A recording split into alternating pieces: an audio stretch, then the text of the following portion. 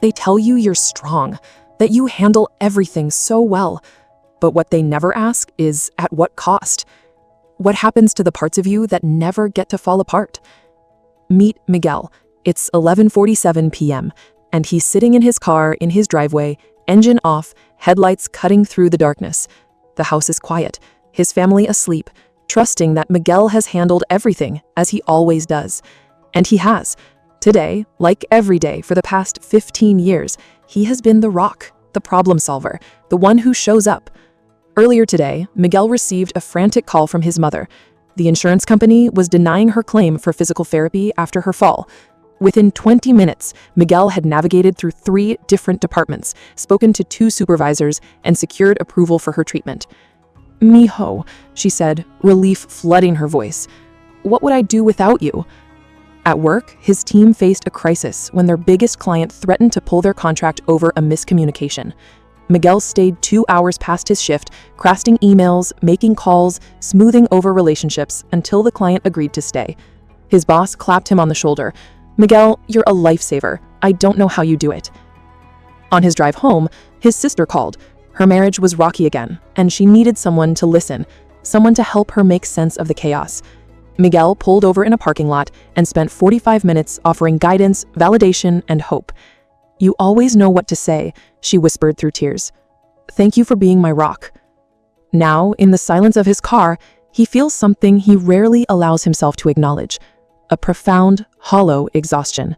Not the kind that comes from physical labor, but the kind that seeps into your bones when you've been carrying everyone else's weight for so long that you've forgotten what it feels like to set it down.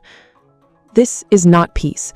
This is depletion wearing the mask of strength. There's a silent archetype in our world, often praised, often unnoticed. The one who is always okay. The calm during the storm. The one who listens, supports, shows up no matter what. They wear composure like armor. Their smile, polished. Their answers, reassuring. Their energy, grounded. But inside, something begins to fracture. Not in explosions, but in erosion. Not in breakdowns, but in quiet withdrawals. Miguel represents millions of men who have been conditioned to believe that their worth lies in their ability to be unshakable, to be the solution to every problem, to never let anyone see them struggle.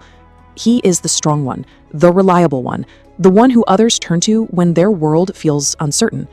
But what happens when the strong one needs strength? What happens when the rock begins to crumble? This is not about drama. This is about dignity. The dignity of holding it together when everything within you longs to collapse. The dignity of carrying burdens that no one else can see. The dignity of being so competent at managing life that people forget you're human. And we must ask, what is the invisible cost of being so fine? Because while the world applauds your strength, it often overlooks your softness. While it celebrates your composure, it rarely asks about your exhaustion. While it relies on your solutions, it seldom wonders about your own unsolved struggles. This is not a confrontation. It is an invitation. To the parts of you that ache for rest, to the nervous system that's been holding its breath for years, to the self behind the smile, the person beneath the performer, the human inside the helper. This is for the ones who cope so well they're never offered help. This is for the Miguel and all of us. This is for you.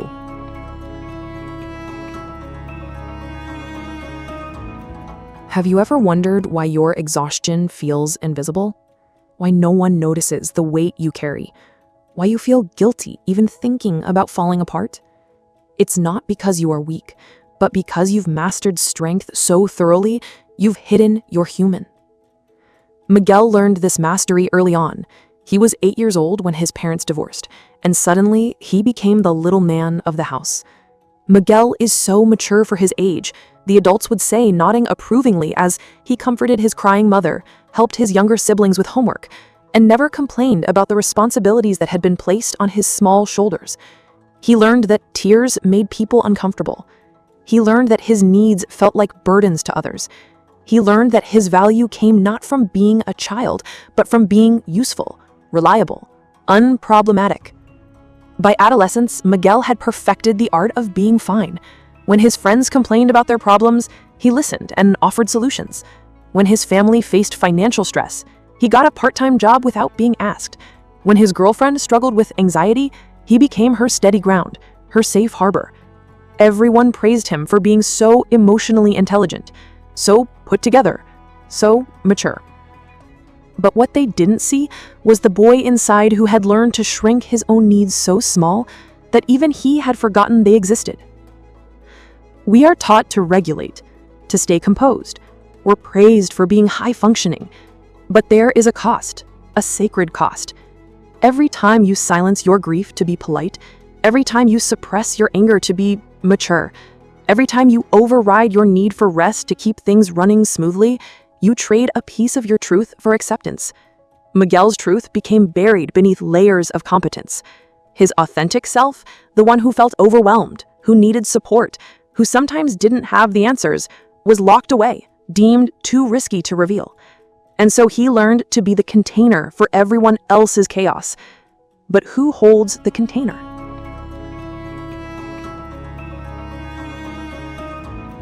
You become the repository for everyone else's fears, the sanctuary for their storms, the solid ground they stand on when everything else feels unstable.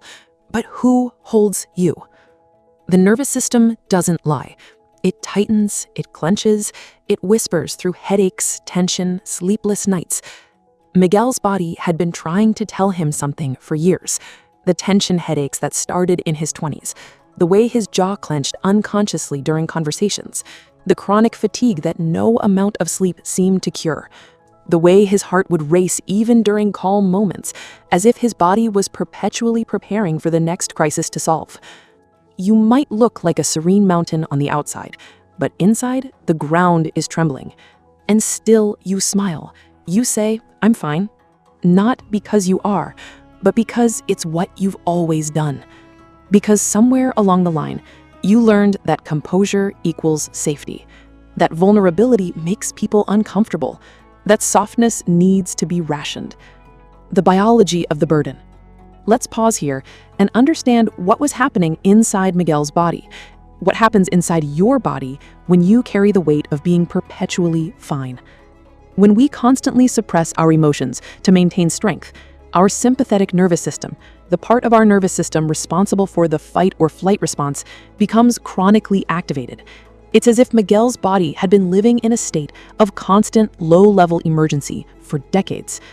This chronic activation floods the body with stress hormones, cortisol and adrenaline.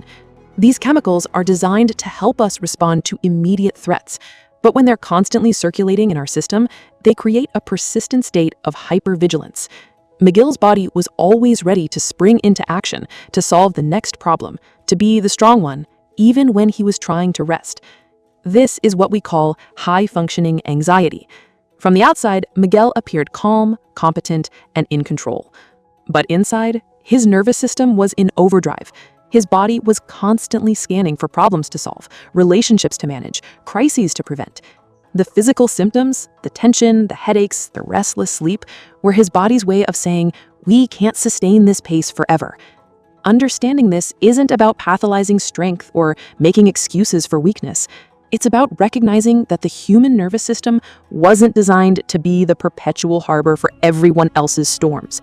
It's about validating that when you feel exhausted even after rest, when you feel tense even in peaceful moments, when you feel like you're running on empty, even when your life looks full, you're not broken. You're human. Miguel's body was doing exactly what it was designed to do, respond to the environment he had created. And that environment was one where he was always on, always available, always strong. But the soul, the soul, it doesn't want performance. It wants presence. It doesn't want solutions. It wants connection. It doesn't want strength. It wants authenticity. And Miguel's soul had been whispering for years, trying to break through the armor of competence he had built around himself.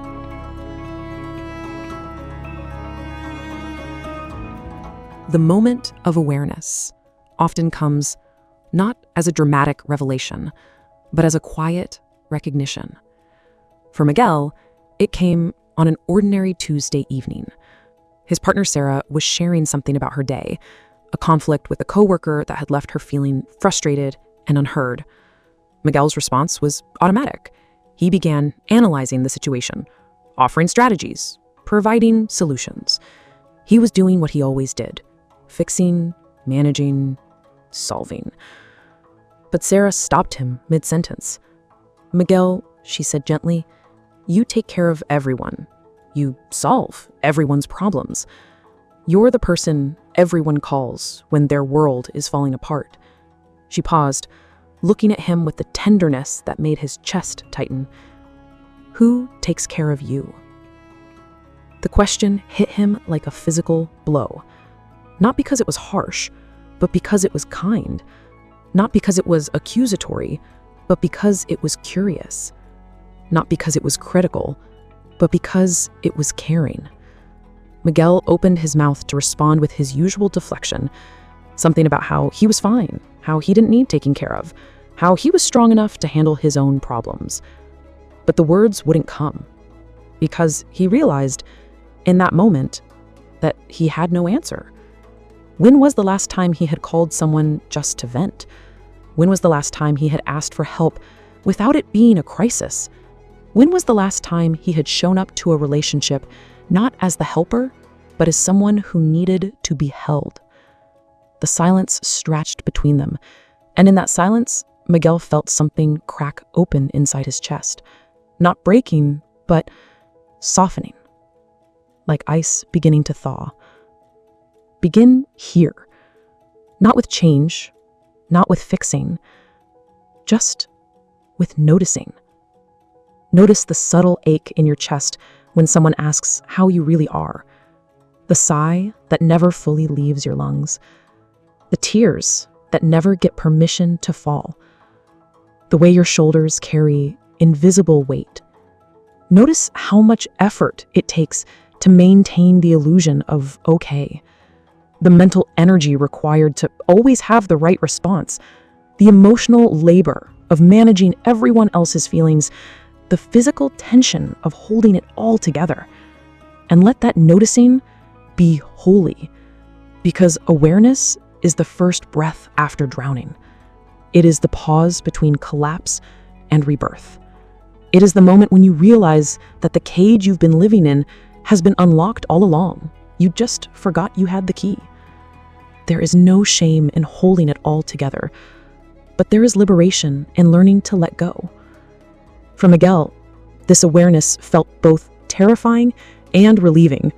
Terrifying because it meant acknowledging that the identity he had built his entire life around, the strong one, the reliable one, the one who always had answers, was incomplete. Relieving because it meant he could finally stop pretending that carrying everyone else's weight was effortless. The awareness didn't change everything overnight. Miguel still felt the impulse to solve, to fix, to be strong. But now he could see the impulse for what it was, a learned response, not an unchangeable truth, a choice, not a destiny.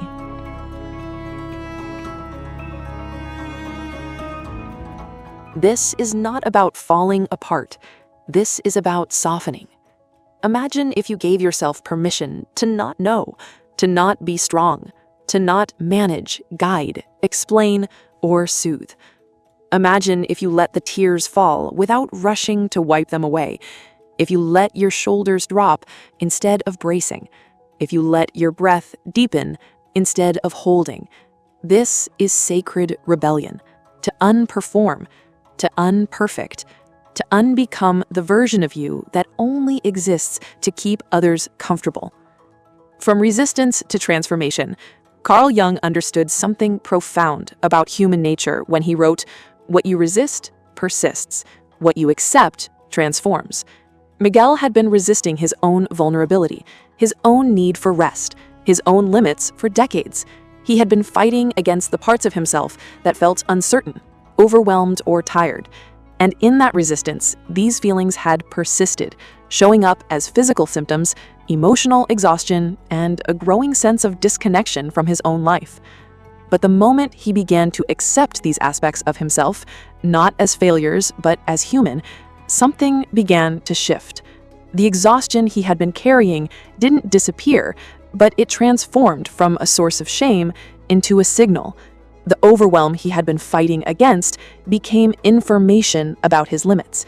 The uncertainty he had been avoiding became an invitation to be present with what is, rather than constantly managing what might be. The transformation wasn't dramatic. It began with small acts of authenticity, moments where Miguel chose presence over performance. The first time it happened, Miguel barely recognized what he was doing. His mother called, as she often did, with a problem that needed solving. Her neighbor's dog had been barking all night, and she wanted Miguel to talk to them, to smooth things over, to fix the situation. Miguel felt the familiar surge of energy, the automatic reaching for solutions. But then he paused. He felt the weight of his own day, the stress at work, the exhaustion in his bones, the way his nervous system was already stretched thin. Instead of launching into problem-solving mode, he said something that surprised them both. "Mom, that sounds really frustrating. I can hear how tired you are. I don't have the energy to tackle this right now, but I'm here to listen if you want to talk about how it's affecting you." There was silence on the other end of the line. Miguel's heart raced. Had he disappointed her? Had he failed in his role as the reliable son? But then his mother sighed, a deep, releasing sigh. "You know what, mijo? I think I just needed someone to hear me. I've been feeling so overwhelmed lately, and I guess I thought if you could fix this one thing, I'd feel better. But maybe I just needed to say it out loud." They talked for 20 minutes, not about solutions, but about feelings, not about fixing, but about being present. It was the most connected Miguel had felt with his mother in years. This small act of offering presence instead of solutions was Miguel's first step in letting go of the fixer role. It was his first taste of what it meant to be in relation, not as the strong one, but as a whole person, someone who could offer love without having to provide answers. You do not need to collapse dramatically. Sometimes healing is quiet, a sigh, a nap, a whispered, "I'm tired." And that's enough. Miguel began to practice this gentle unraveling in small ways. When Sarah came home stressed, instead of immediately offering advice, he asked, "Do you want me to listen or do you want me to help problem solve?" When his sister called in crisis, he began to notice his own energy levels before diving into helper mode. When his friends asked for his opinion, he sometimes said, "I'm not sure. What do you think?" Each of these moments felt like a small revolution, not because they were dramatic, but because they were authentic, not because they were perfect, but because they were real. Miguel was learning that his worth wasn't tied to his usefulness, that his value wasn't dependent on his ability to solve problems, that his relationships could be deeper when he showed up as a whole person, rather than just the strong parts of himself.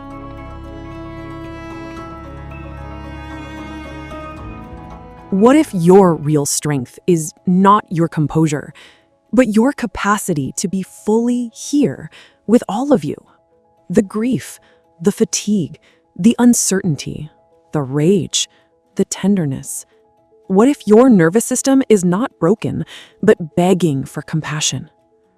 Miguel's emergence didn't happen overnight. It unfolded gradually, like a flower blooming in slow motion. It began with small acts of vulnerability and grew into a new way of being in the world. The breakthrough moment came during a monthly dinner with his 3 closest friends, men he had known since college, men who had always seen him as the wise one, the problem solver, the one who had his life together. They were sitting around Miguel's kitchen table, sharing stories from their lives. David was struggling with his teenage daughter's rebellious phase. Marcus was dealing with stress at work that was affecting his marriage. James was navigating the care of his aging father. As always, Miguel found himself slipping into his familiar role. He offered suggestions for David's relationship with his daughter. He provided resources for Marcus's work stress. He shared strategies for James's caregiving challenges. But then something shifted. Maybe it was the awareness that had been growing in him for months. Maybe it was the exhaustion he could no longer ignore.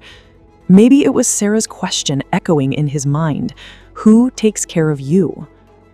Miguel took a breath that felt deeper than any he had taken in years. You know what, guys? I need to tell you something. I'm burned out. The words hung in the air, like smoke. Miguel's heart raced. He had just admitted weakness to the men who had always relied on his strength. He had just revealed that the rock had cracks. But instead of judgment, instead of disappointment, instead of the rejection he had feared, something beautiful happened. David leaned forward. Miguel, I've been wondering when you were going to say that. You've been carrying all of us for years. Marcus nodded. I always felt like I couldn't burden you with my problems because you seemed so together. But honestly, I've been worried about you. James reached across the table and placed his hand on Miguel's shoulder. Thank you for saying that. I've been feeling the same way, but I didn't know how to admit it. What followed was the most honest conversation Miguel had ever had with these men. They talked about the pressure they felt to be strong, to be providers, to be the ones who never cracked.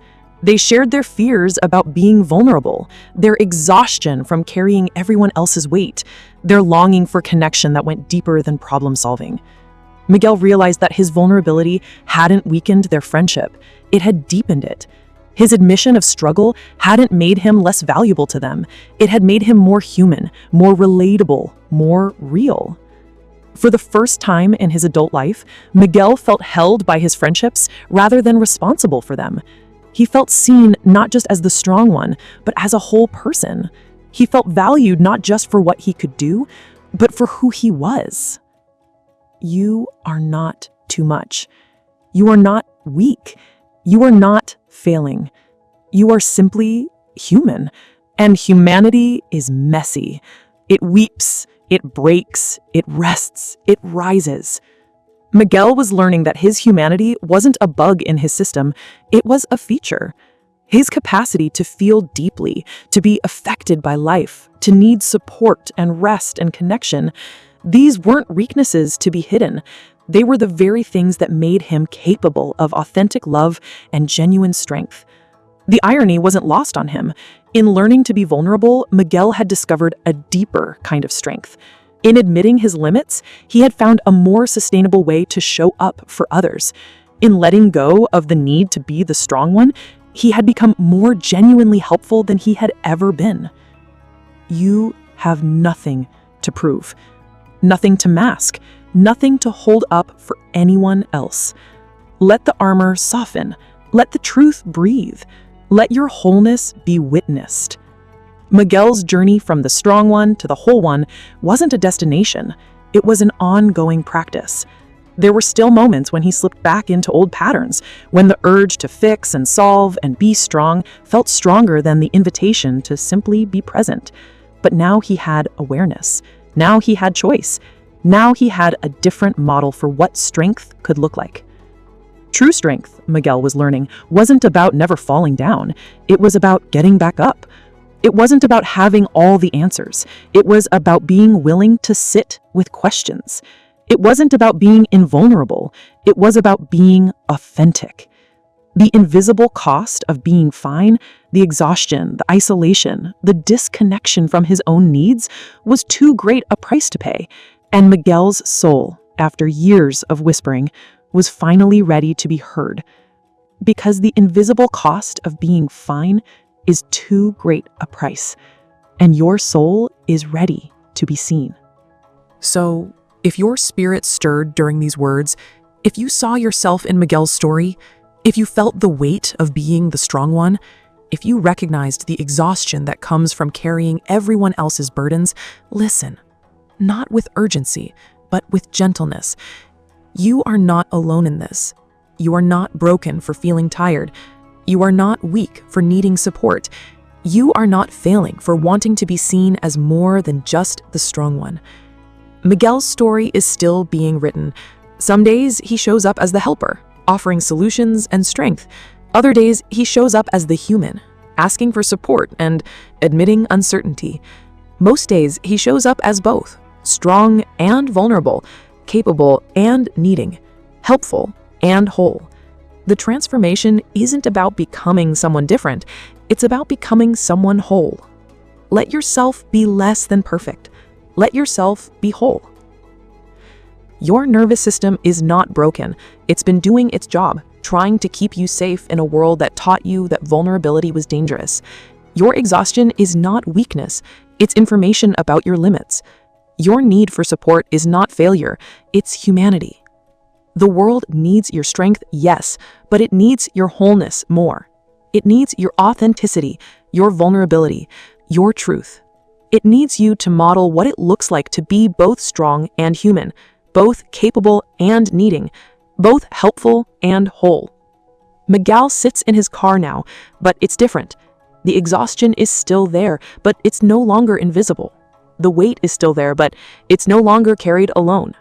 The strength is still there, but it's no longer armor, it's a choice. He takes a deep breath, feels his shoulders drop, and allows himself to be tired. Tomorrow, he will still show up for his family, his friends, his work, but he will show up as himself. Not just the strong parts, but all of him. Because being human is more than enough. And you, in all your strength and vulnerability, in all your capacity and need, in all your helping and healing, you are more than enough too. The invitation is always there, waiting for you to accept it. The invitation to be whole. The invitation to be real. The invitation to be human. Your soul is ready to be seen. Are you ready to see it? The journey from strength to wholeness is not a destination, but a practice. From resistance to acceptance, from performing to being, from the strong one to the whole one. You are not too much. You are not too little. You are exactly enough. And that truth is where your real strength begins. If Miguel's story felt like looking into a mirror you didn't know existed, you're not alone. Subscribe, because there are more mirrors here, each one reflecting a different part of your hidden truth.